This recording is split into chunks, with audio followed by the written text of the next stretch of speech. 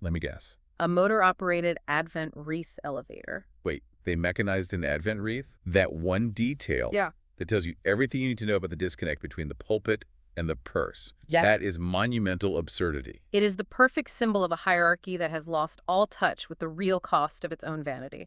And what happened to the bishop? He was removed, yes, but he was eventually relocated to a position in the Roman Curia, Of course he was. which demonstrates the systemic nature of the fourth area. 4. Power or Macht. This is the clerical class mentality. Yeah. The clerical Standesdenken. This mentality creates a two-tier system: protection, cover, and tolerance for insiders, but rigidity and harshness for outsiders or those who are advocating for change.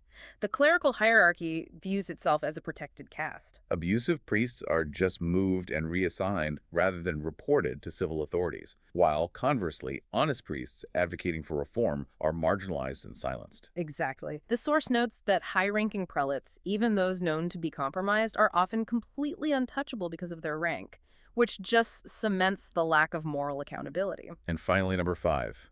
Pastoral care, or seelsorge, shows the direct spiritual damage caused by this double standard. The pastoral function is trapped. Priests have to publicly adhere to these strict, often cruel norms to maintain their status, but privately they're forced to comfort the faithful who are psychologically burdened by these very norms. The anecdote you mentioned earlier is just heartbreaking. The Forvikar experiencing elderly people who feel guilty about physical intimacy in old age because of the church's outdated sexual morality. That is a profound spiritual injury, a Seelishlast, and it's caused by an institution that claims to save souls.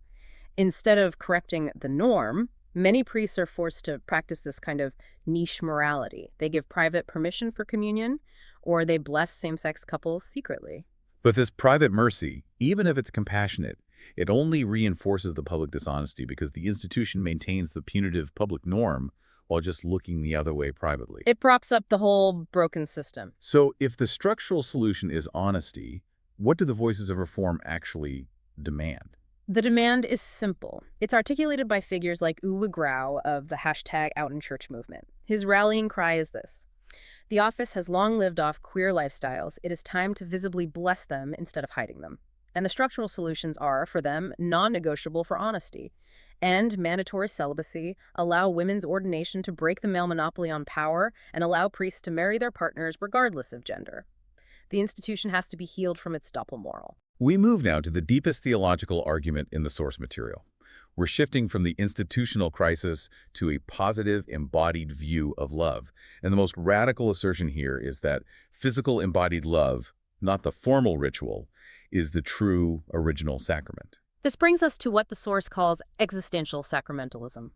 The core thesis is that shared physicality and sexual intimacy, the gelebt Liebe, are a fundamental, immediate site of sacramental God experience, often one that is deeper and more real than any official church rite. The source suggests that the physical embrace is an immediate channel for grace. The source material contains that really striking visual image, contrasting the ecstatic couple with a melting altar. How does that image visually define the source's theology? It is highly dramatic. You see the couple in deep physical intimacy, and there is this golden light reminiscent of a Eucharistic halo shining down upon them.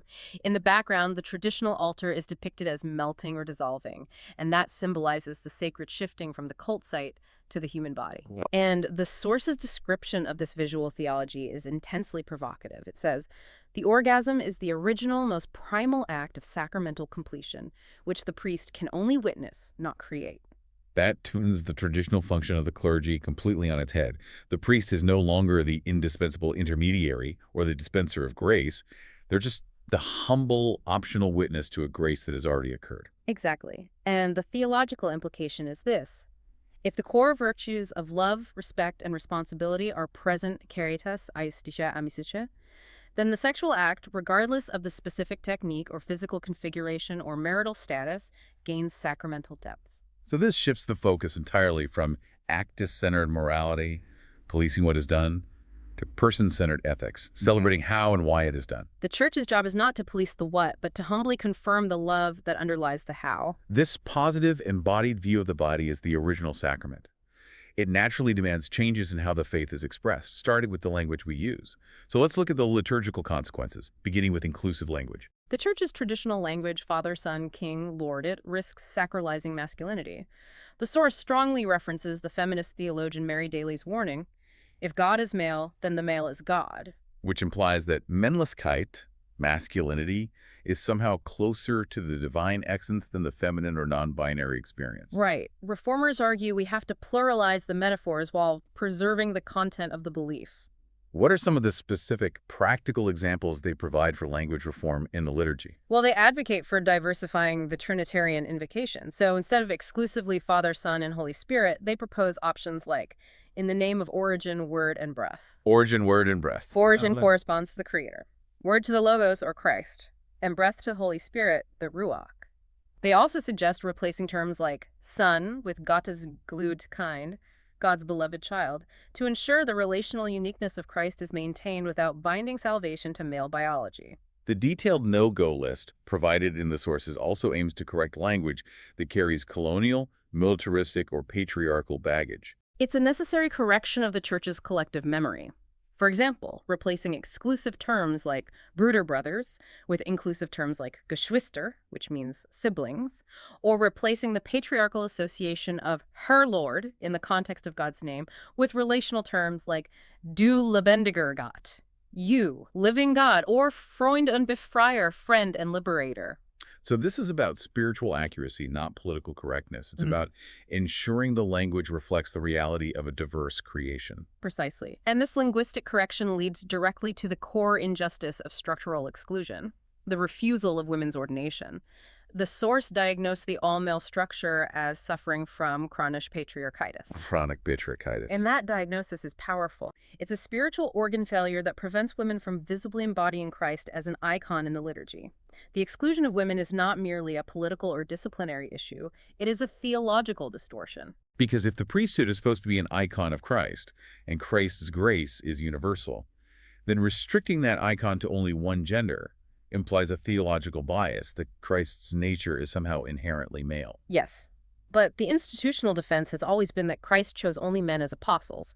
How does the source rebut this? By returning to the New Testament ideal of the discipleship of equals. The biblical theologian Elizabeth Schussler-Fiorenza's work, which is heavily referenced in the source, shows that women held central leadership and even apostle roles in the earliest church. Right. Figures like Junia were recognized as apostles. Women ran house churches and preached. The subsequent suppression of these roles was due to patriarchal historical development, not a divine command. So the current exclusion is viewed not as preserving the faith, but as a denial of the Holy Spirit's call, which affects all baptized people without regard to gender. It's an act of institutional self-mutilation. Precisely. By excluding women from the ministry, the Church denies itself essential perspectives, gifts, and forms of leadership. It ensures that the chronic patriarchitis continues to breed the structural hypocrisy we discussed earlier. You can't preach diversity and equality while maintaining a rigid, all-male caste system. Finally, we turn to the ultimate confrontation between the institution and the people, the crisis of obedience, the Gehorsamsgreis surrounding marriage for all. Queer theology's demand is clear, the sacramental marriage of all couples before the altar. And this is where theory meets the institutional wall. While God doesn't strictly need the ritual, the community and the loving couple need that public confirmation of grace. The flashpoint was Rome's categorical no, the responsum of 2021, which directly clashed with the sensus fidelium, the instinctive faith sense of the people, particularly in Germany and Austria. And that categorical refusal ignited an organized public act of disobedience known as the #Liebegewinn movement. Love wins. The movement was profound. Hundreds of German priests publicly celebrated blessings for same-sex couples directly against Roman orders. They made a principled decision, convinced that their primary commitment was to God. They were echoing the words of the apostles. Obedience to God requires disobedience to man's laws. So this wasn't rebellion for its own sake.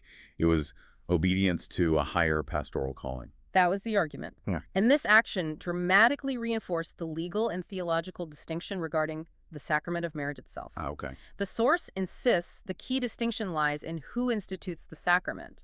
In Catholic theology, it's the couple, through their consent and their love, who dispenses the sacrament of marriage. The Church or the community merely confirms or witnesses it. The source is explicit in German on this, right? Der Amtriebsbezeugt, stiftet nicht. The official right witnesses it does not institute or create. Exactly. So the church's absence or its refusal to participate does not invalidate the sacramental reality of the love which is already present.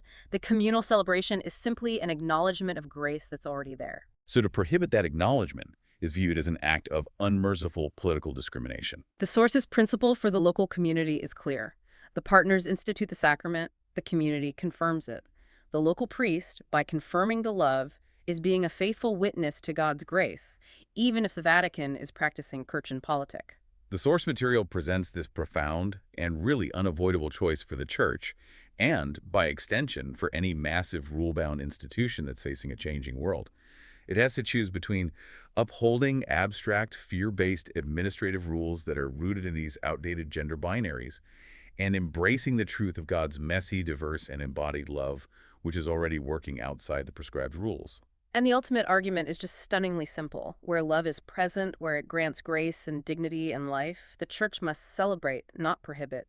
Ignoring grace that is visibly present in the lives of loving, committed couples risks the ultimate spiritual failure. Prioritizing human politics and rules over divine mercy and the mandate to witness love. This brings us to our final provocative thought for you to mull over.